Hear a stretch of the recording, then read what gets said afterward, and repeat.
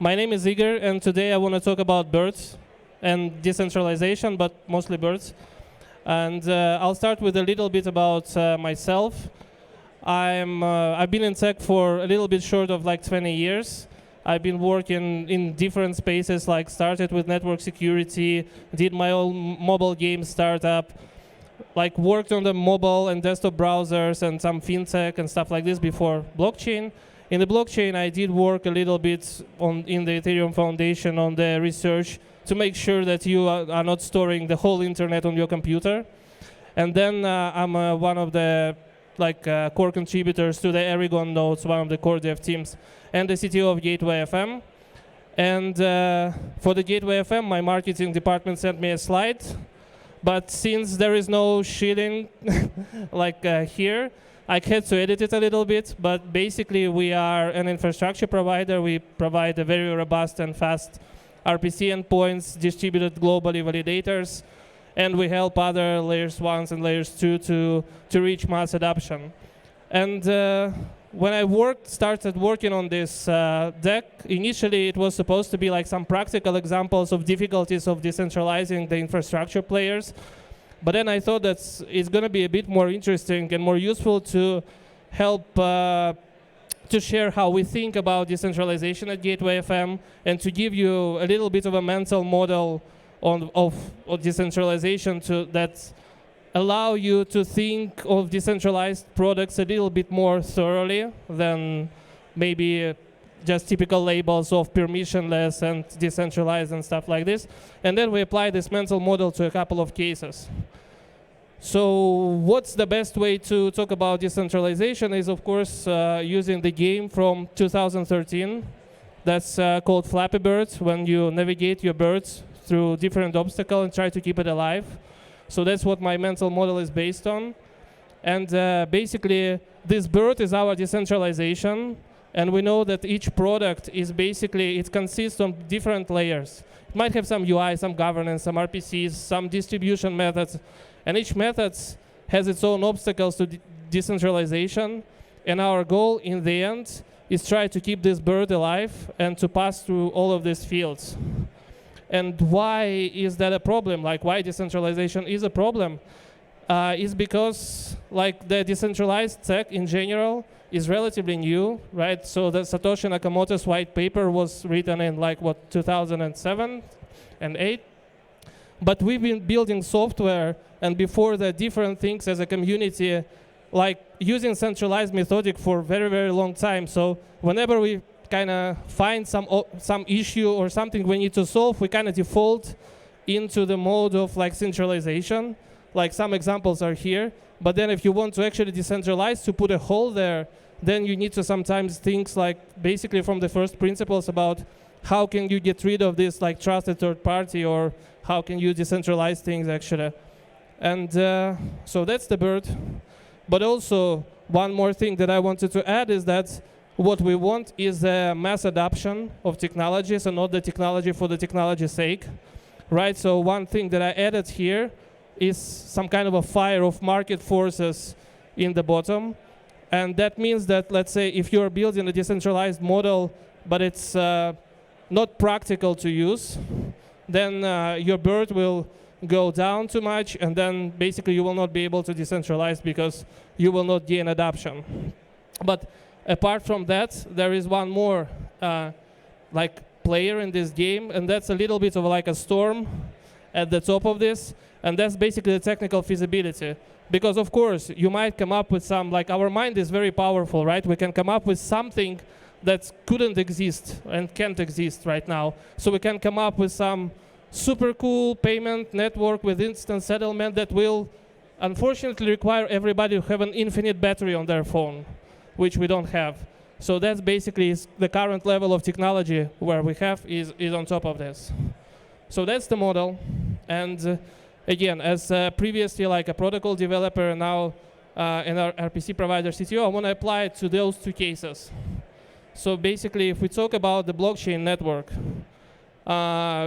we know that the first thing we want to talk about is the block production, because each network usually has two classes of nodes, right? One class of nodes, which is basically everything, It just validates state transitions, but it cannot write anything new to the blockchain. But then there are some other nodes that's called maybe miners in proof of work, validators in proof of stake. They could be called like sequencers, yada, yada, yada. But the point is that they can write something new to the blockchain. And they need to be decentralized. And the things that users care about is two things, is throughput in like transactions per second or whatever, and then the settlement time. And those two are different because maybe you have a network that settles every minute, but then it settles 60 million transactions in each block. But then you have like a TPS of like 1 million transactions per second, but then it doesn't mean that your transaction will be settled quickly. So these are different things. And that's where we are also limited by hardware. Like if we have like infinite CPU, there wasn't speed of light and actual like connections, network connection between different computers, we could have been really golden here.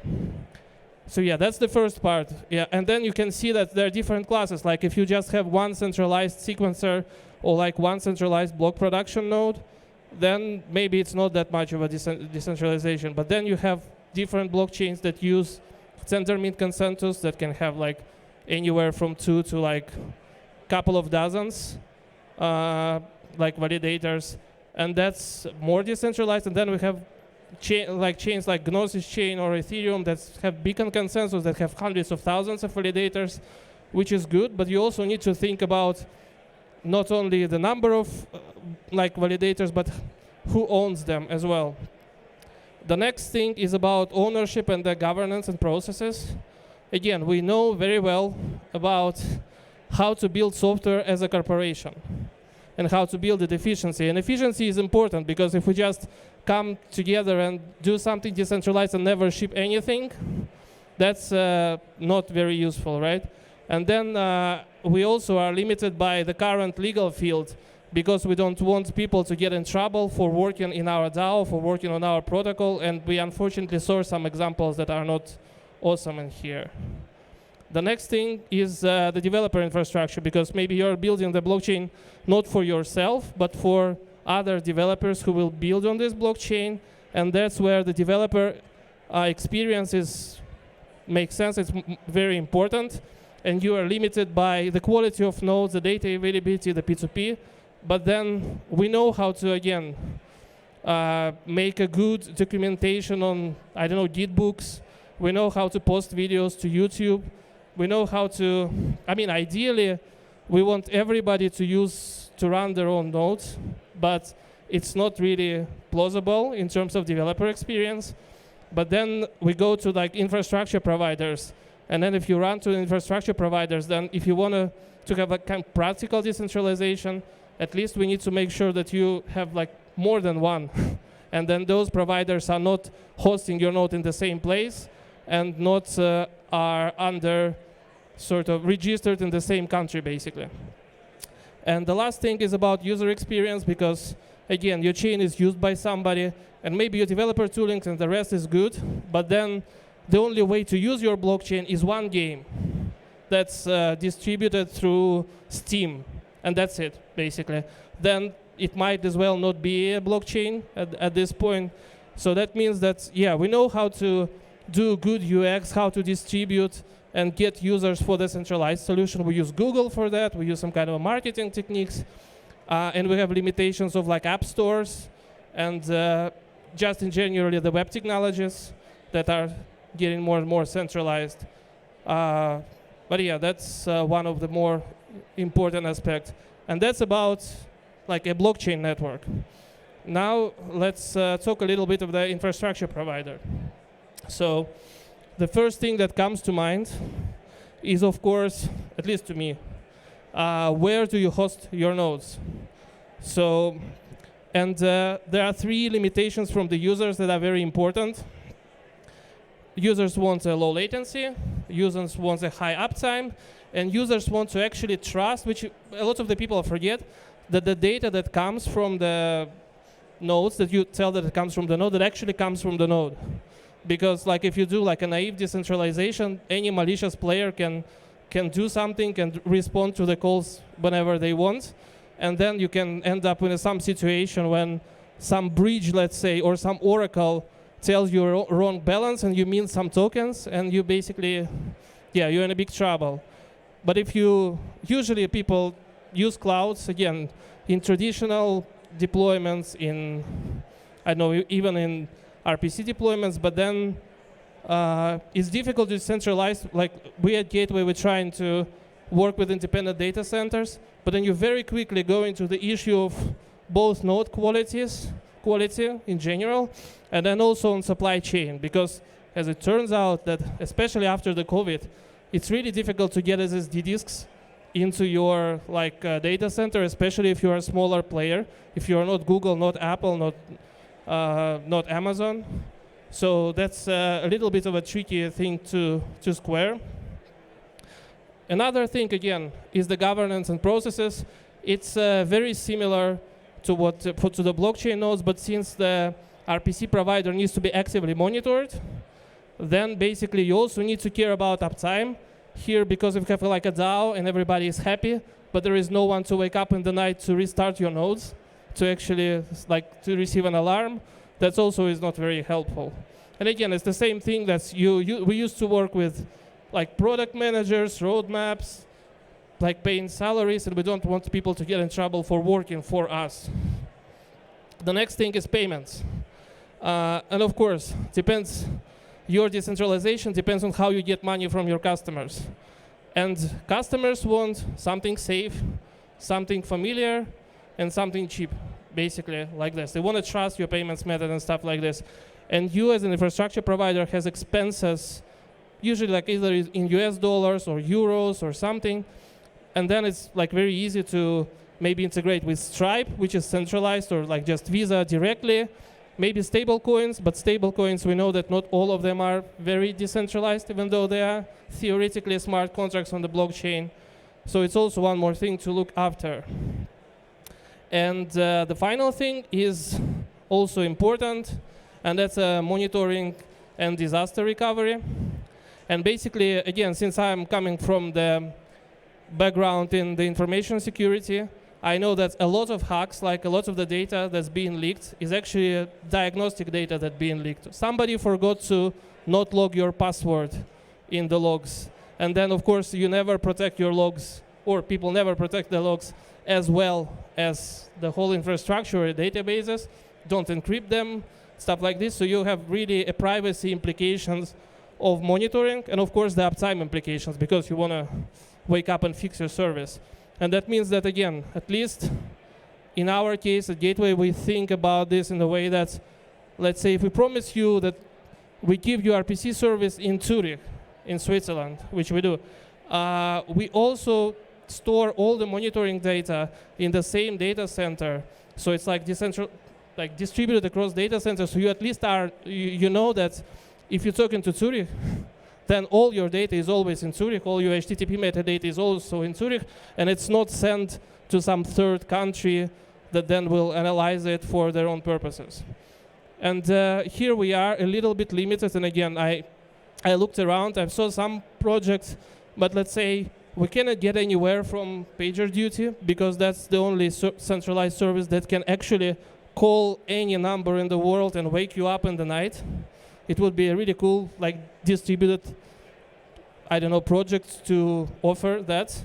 And then you're limited about encryption, because if you're doing backups, you want to do encrypted backups. Let's say you put it on IPFS or Filecoin or Arweave, but then somebody can download it. And if your keys are compromised at some point in time, you cannot really remove this data. So you need to be really careful with your encryption and re-encryption mechanisms in here. So that's a little bit about the infrastructure providers. And as a conclusion, I wanted to zoom out a little bit on the world and see us as a community. And a lot of you are here working on different obstacles. Maybe somebody working on doing decentralized identity. Somebody is working on decentralized governance. Somebody is working on payments, file storage, compute, distribution mechanism, whatever. It's really cool. We are playing the same collaborative game and trying to keep this bird alive for as long as possible. But apart from that, we also have some teams that are moving the storm a little bit up, and they're building new technology, new encryption, maybe new hardware that helps with the blockchains. And then there are a lot of educators that help us to move these market forces down, and kind of they make distributed technologies more familiar to users. So now we are not hitting some walls there. So it's pretty cool. We are all together here, and yeah, you are basically learned how, at least at Gateway, we think about decentralization. So we always are happy to talk to the protocols and other people who think the same way. You can contact me on any of these things. There is our website, and we are here in this Lime hoodies. So yeah, feel free to also always contact us. And yeah, we have some 5 minutes for questions.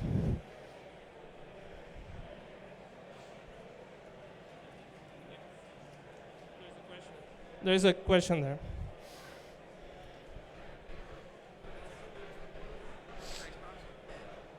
Hi there, that was really interesting. Thanks for like splitting it up into all these different sections and speaking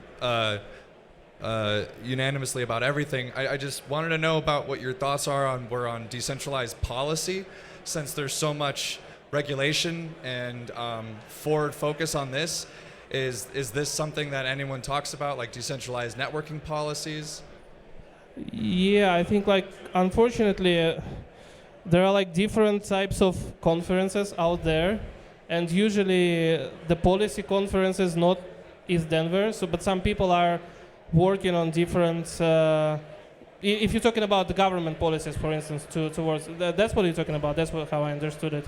SEC related. Yeah. So FCC or like MiCA regulations in Europe or something like this. They're unfortunately a bit more closed, and they are using much more traditional ways of discussing this, like any other law. And some players from, like big players I see from the space, they go and advocate for this, but I don't think enough, to be honest, because we saw that, let's say, MiCA initially wanted to, for any who has non-custodial wallet, to have like a full audit of everything that's done in like non-custodial wallet, which is difficult. So I think we don't do it enough as a community.